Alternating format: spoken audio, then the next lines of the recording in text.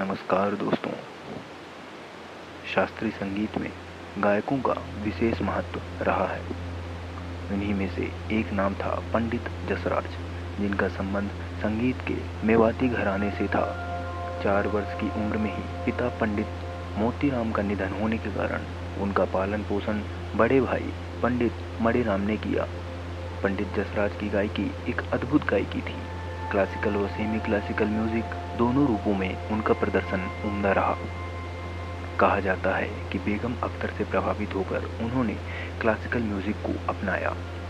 छोटी उम्र में पंडित जी ने तबला भी सीखा, लेकिन तबला छोड़ने के बाद गायन अपनाने के लिए उन्हें काफ़ी मेहनत करनी पड़ी। कई मुश्किलों का सामना भी करना पड़ा। कई वर्षों तक वे रेडियो में भी प्रदर्शन कलाकार के रूप में कार्य किए।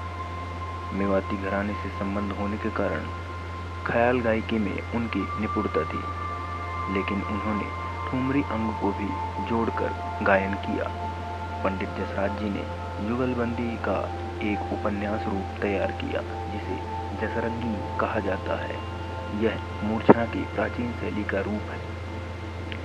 पंडित जसराज जी के नाम से धरती में ही नहीं, अंतरिक्ष में एक हीन ग्रह का नाम भी रखा गया है, जो उनकी डेट ऑफ बर्थ को उल्टे अंक के आधार पर नाम दिया गया है। पंडित जसराज को पद्मश्री, पद्म भूषण, पद्म विभूषण, संगीत नाटक अकादमी पुरस्कार एवं अन्य पुरस्कार भी मिले। आज 90 वर्ष की उम्र में पंडित जी का निधन अमेरिका में हो गया, जो कि शास्त्रीय संगीत जगत के लिए बहुत दुखद बात है। पंडित जसराज की प्रस्तुति असाधारण थी। उन्होंने कई गायकों को शिक्षा देकर गुरु के रूप में अपनी महानता प्रदर्शित की। पंडित जी की आवाज़ मधुर थी ही साथ भावनाओं को लेकर चलती थी, जिससे कि श्रोतागण मंत्रमुग्ध हो जाते थे। पंडित जी भगवान श्री कृष्ण के लिए ही गाते थे।